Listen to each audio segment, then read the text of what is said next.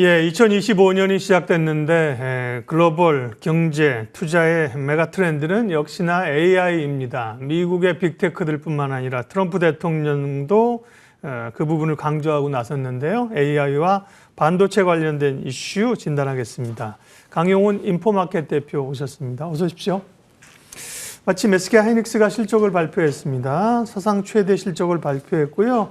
지난 4분기가 이제 8조 원이 영업이익이 넘을 것인가 했는데 8조 원을 넘었습니다. SK하이닉스의 실적, 의미를 한번 짚어주시겠습니까? 예, 8조 원의 숫자는 나올 숫자가 나왔다고 이렇게 볼 수가 있습니다. 네. 증권가에서는 좀 더 기대를 했던 것 같고요. 한 8조 3천억이나 5천억까지도 나오지 않겠나 이런 내심 기대를 했는데 거기에 비하면 뭐 적당한 수준으로 나왔고요. 약간 기대치에 못 미친 수준인데 사실은 더 낼 수도 있었는데 좀 낮춰서 낸 것 같습니다. 지금 SK하이닉스하고 엔비디아하고 내년 HBM 관련해서 협의 중이거든요. 지금 굉장히 중요한 협의 중이기 때문에 지난해 4분기 실적을 좀 좋게 냈다가는 협상이 아무래도 불리할 수가 있죠. 그렇죠. 예, 그래서 아마 8조 1천억 정도로 시장에서 너무 실망하지 않을 만큼 또 너무 또 뭐 하지 않을 만큼 딱 그 정도만 낸 것 같습니다. 그만큼 이제 좋다는 거잖아요. 실적을 조금 이렇게 누르면서 조정할 만큼 SK하이닉스 좋다는 거고, SK하이닉스 실적이 좋은 거는 삼성전자와 이제 결이 다른 이유는 명확한 게 이제 HBM 아니겠습니까? 네. HBM 시장은 이제 올해 전망이나 경쟁 구도는 어떻습니까? 작년 하반기부터 SK하이닉스에서는 여러 가지 시뮬레이션을 돌려봤는데 삼성전자의 어떤 실력과 마이크론의 실력을 비교를 해본 결과 앞으로 SK하이닉스의 최대 위협은 삼성전자가 아니고 마이크론 테크놀로지다 이런 결론을 내렸고요. 생각외로 마이크론 테크놀로지의 수율이 올라오고 있는 데 대해서 SK하이닉스가 초격차를 유지하기 위해서 더욱더 조직 개편이라든가 연구 역량이라든가 모든 걸 집중해서 지금 달려가고 있다 이런 식으로 보여지고요. 지금 HBM3 16단도 지금 개발해서 내년에 주력 제품으로 하려고 하고 있거든요. 그런 것들이 잘 하고 있는 거로 보입니다. 잘 하고 있고 올해 양강 구도가 재편되는데 SK하이닉스는 최소한 70%를 자신들이 먹고 30% 언더만 마이크론에 내주길 원하죠. 네, 전체 HBM 시장에 있어서. 예. 네. 초격차라는 단어는 삼성전자가 쓰던 단어인데 이제 SK하이닉스가 초격차라는 단어를 상징적으로 이제 쓰기 시작하는군요. 네. 그러면 올해는 자료를 보니까 이번에 이제 실적 발표하면서 부문별로는 글쎄 컨콜하고 있는 것 같은데 컨콜에서 나올 수 있는데요. 4분기만 보면 4분기 실적에서 전체 한 40% 정도가 HBM이라고 나오는 것 같은데 그러면 뭐 연간으로 하면 66조니까 40% 잡으면 올해 한 30조 정도 되는 건가요? 이제 지난해 했을 때 올해는 이제 HBM 매출이 더 늘어나겠네요. 네. 그렇습니다. 올해 HBM 매출이 제가 추정한 바로는 한 40조 원 이상 될 거라고 보고 있고요. 네, 올해. 예, 그리고 전체 아마 SK하이닉스의 매출은 한 90조 초중반이 될 텐데 거기서 40조 원 이상이니까요. 거의 한 45% 정도를 HBM이 차지할 것 같고요. 근데 영업이익은 올해 HBM으로만 20조 원 이상을 저는 내심으로 한 21조 5천억까지도 가능할 것 같은데 일단 보수적으로 해서 20조 원 이상 정도를 추정을 하고 있습니다. 네. 그러면 HBM 쪽에서의 소위 초격차, 이 시간상 앞선 부분들은 SK하이닉스는 당연히 뭐 이제 확고히 가겠다는 거고요. 마이크론이 꽤 따라온다는 말씀하셨고 이제 미국에 또 기반을 두고 있기 때문에 미국 우선주의의 수혜도 보고 삼성전자는 어떻게 되는 거예요? 이제 4로 가는 거예요? 네. 4로 가기 위해서는 몇 가지 전제 조건이 필요합니다.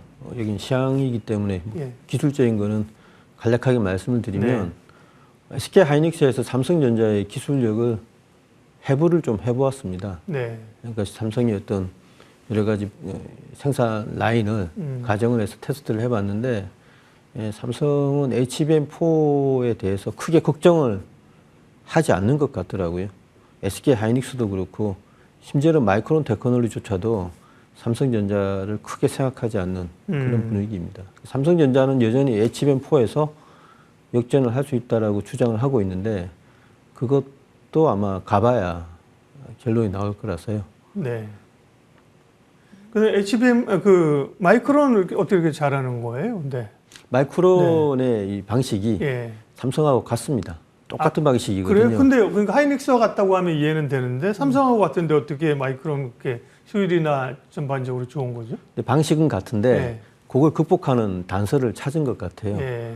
그래서 우리는 극복을 했는데 저쪽에서는 아직 예전 방식을 고집을 하니까 크게 걱정 안 해도 된다. 뭐 이렇게 생각하는 것 같습니다. 네. 그러면 여기 HBM 관련해 조금만 하나만 더 얘기하고 가면 결국은 이제 HBM 시장이 점점 더 경쟁자는 뭐 늘어나지만 시장 자체 캐파가 커진다. 그 얘기는 그 전에 이제 SK 하이닉스나 한미 반도체가 이제 주가가 흔들릴 때도 그 말씀하셨지 않습니까? 그죠? 시장 캐파 자체가 이제 늘어난다는 얘기를 하셨던 건데 당연히 이제 국내에서는 SK 하이닉스가 선두주자를 받고 그 밑에 이제 그러면 장비단들도 수혜를 받겠네요. 예, 장비단 수혜를 받을 수 있죠. 네. 지금 DIA라든가 이런 회사들 SK 하이닉스 납품을 준비 중이고 좀 늘려나가고 있지 않습니까? 네. 그래서 지금 어제 보니까 국내 장비사들보다도 일본 장비사들이 어제 디스코는 하루 만에 11% 이상 올랐거든요. 예. 그래서 디스코라는 큰 회사가 시총 수십조 원의 회사가 하루 이렇게 오르는 거는 HBM 말고는 설명할 길이 없고 특히나 SK 하이닉스에서 오늘 실적 발표 및 곧 있을 내년도 생산 물량 협상에서 디스코의 장비가 여전히 들어간다는 걸 보여주는 거죠. 네, 그것도 좋은 인사이트입니다. 우리는 이제 HBM 하면 SK 하이닉스를 보고 국내에서의 하이닉스의 밸류 체인들만을 보게 되는데 일본의 그런 주요 장비나 소재 기업들 몇 차례 언급을 하셨었잖아요. 그런 것들도 글로벌 트렌드에 이제 편승을 해가서 가는 소부장들은 일본 기업들이 꽤 있네요. 네. 다음은 AI 전체에 관한 좀 얘기를 하겠습니다. AI에 대해서 뭐 빅테크들이 워낙 그 투자를 많이 하고 있고 손정희 회장도 관심이 있다는 거 우리가 알았거든요. 알았는데 오픈 AI, 소프트뱅크, 거기 이제 오라클이 끼면서 소위 스타게이트라는 합작사를 설립하겠다고 하고 트럼프는 한 게 뭐 있는지 모르겠지만 밥숟가락 얹고 앞에 나와서 이제 자기가 이제 그걸 가지고 공치살하고 있는데요. 그 의미, 영향, 뭐 파워는 어느 정도나 될까요? 스타게이트는요. 스타게이트 가지고 지금 이제 설전이 벌어져 있지 않습니까? 네. 그 일론 머스크는 돈이 없을 거다 이렇게 얘기를 했고 네. 샘 얼트만은 그렇지 않다 했는데 네. 원래 샘 얼트만하고 일론 머스크 사이가 별로 좋지를 않습니다. 안 좋은 사이죠. 예, 그래서 그거는 이제 걸러 들으셔야 되는데 이런 계획들이 발표된다는 거는 이걸로 끝이냐라는 걸 생각을 해봐야 되거든요. 전반적으로 이제 스타게이트든지 뭐든지 하는 거는 결국 이 챗GPT가 가져온 거대한 어떤 생성형 인공지능이 이제는 AGI라고 해서 범용형 인공지능으로 발전해 나가는 과정에서 일어나는 필연적인 과정이라고 저희는 보고 있고요. 네. 제가 몇 번 소개해드렸지만 바클레이즈 영국 증권사에서 2027년에 칩 카펙스가 우리나라 돈으로 1,000조 원 이상이 필요할 거다. 그러니까 이거는 경제적인 어떤 분석이나 어떤 시장의 어떤 그런 거를 도외시한 채 챗GPT-6가 만약 나오게 되면 챗GPT-6의 성능을 완전히 발휘하게 하기 위해서 전 세계 빅테크들이 얼마만한 돈을 칩 구매에 쏟아부어야 되느냐. 무려 1,100조 원을 이야기를 하고 있거든요. 이건 1년에 필요한 돈입니다. 그러니까 지금 이런 거 1,100조 원을 맥스로 생각을 한다면 지금 말씀하셨던 스타게이트나 또 나올 어떤 계획들이 그게 부분 집합일 뿐인 거죠. 좋은 말씀이시네요. 스타게이트도 중요하지만 그것만 중요한 게 아니라 생태계 자체에서 굉장히 많은 시도들이 나타나고 있다는 말씀이십니다. 기존에 뭐 마이크로소프트나 메타나 뭐 아마존 이런 쪽 빅테크들이 이미 투자를 이제 하고 있는 거고요. 거기에 오픈 AI하고 이제 소프트뱅크, 일론 머스크도 또 이렇게 좀 딴질 거는 거 자기들도 하고 있다는 의사가 있다는 거잖아요. 본인이 주인공이 되고 싶은데 다른 사람이 주인공이 되니까 그걸 못 견뎌하는 겁니다. 네네.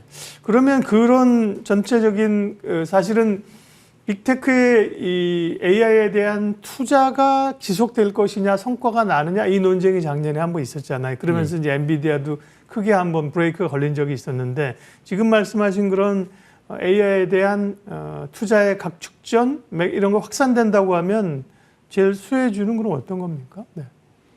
우리나라로 글로벌리 보고 예, 글로벌리 한국에, 보면 예, 글로벌하면 당연히 엔비디아, 테슬라일 테고요. 예. 그다음에 중국 업체들이 뭐 지금 떠오르고 있는데 그건 저희가 좀 소개해드린 그렇고 국내는 역시 SK 하이닉스 생태계밖에 없죠. 네. 글로벌하게 본다면 역시 뭐 테슬라, 엔비디아 말씀드렸지만 요즘에는 연결하는 코히런트라든가 그다음에 뭐 그 브로드컴 예. 이쪽에서 굉장히 치고 나올 것 같고요. 국내에서 이제 찾다 보니까 SK 말고도 원전주 좀 찾고 있지 않습니까? 네. 우리나라가 원전은 잘하기 때문에 그걸 찾고 있는데 굉장히 전방위적으로 이게 확산이 될 것 같습니다. 네. 그러니까 국내 글로벌리 보면 칩을 만드는 회사나 혹은 이제 소프트웨어나 말씀하신 커넥팅을 하는 이런 기업들이 많은데 국내에는 사실은 반도체주로만 보면 반도체죠. 우리가 이제 소프트웨어 이런 걸 찾기가 좀 약한 거잖아요. 오히려 말씀하신 AI 수요에 따른 전력 인프라, 뭐 이런 뭐 전력기기라든지 이런 쪽으로 이제 보신 거고요. 반도체 산업은 그러면 산업 전망을 좀 해보면 사실은 반도체는 항상 이 사이클 산업이니까 미리 전망을 하지 않습니까? 올해 2025년이 지금 들어왔으면 올해 전망을 하는 게 아니라 올해 하반기 내년 전망을 한단 말이에요. 대체적으로 보면 반도체 전망이 올해까지는 조금 좀 소극적인 걸로 보입니다. 올해 지나면서 좋아지는 사이클인가요? 어떻게 되나요? 원래는 그랬었죠. 예, 예. 원래는 사이클 산업이기 때문에 사실 여의도 애널리스트 분들이 사이클을 그린다는 걸 항상 머리에 염두에 대서 네. 이러다가 안 좋아질 수 있다 이런 걸 하도 많이 겪으셨거든요. 근데 이번에는 좀 트렌드가 가속적으로 글로벌 빅테크들이 투자를 멈출 생각이 없기 때문에요. 네. 더더군다나 중국의 이제 로봇이라든가 자율주행들이 범정부적으로 지금 밀어붙이고 있으니까 이 사이클이 이번에 안 맞을 수가 있습니다. 그래서 27년, 28년까지 그냥 가속적으로 엄청난 투자가 지수 함수적으로 체증해서 일어날 가능성이 있어서 그게 아마 어려운 점일 겁니다. 많은 분들은 타성에 젖어 있는데 지금 산업은 전에 없는 속도로 갑자기 폭발하고 있기 때문에 현실과 어떤 이상의 괴리 이런 거를 잘 캐치를 하셔야 투자에서 흐름을 놓치지 않으실 수가 있습니다. 그러나 이제 그러기에는 반도체 기존 레거시 디램 쪽이 부진하잖아요. 예. 레거시 디램은 부진하다고 생각보다는 어차피 중국 쪽에서 치고 오면 네. 이게 내줄 수밖에 없는 영역이고요. AI 반도체하고 레거시 쪽은 완전히 이제 양극화돼서 레거시 쪽에 있는 회사들은 중국을 보고 팔아야 되고요. 장비나 소재들을. 그렇지 않고 AI 관련된 업체들은 SK 하이닉스, 마이크론 테크놀로지, 곧 참전할 수 있는 삼성전자에 협업을 해서 스페셜 장비나 소재를 개발해야 살아남을 수가 있겠죠. 네. 트럼프 정책은 어떻습니까? 트럼프는 당초 이제 뭐 이분법적으로 하기는 어렵습니다만 트럼프 취임에 따른 뭐 수혜주, 피해주 이렇게 나눴을 때 반도체는 뭐 굳이 따진다고 하면 약간 좀 칩스법이나 이런 것 때문에 좀 부정적으로 봤는데 또 AI를 들고 이렇게 나오는 거 보게 하면 또 그것도 아닌 것 같습니다. 트럼프 2기에서 좀 반도체에 미칠 수 있는 정책적 영향은 어떻게 보세요?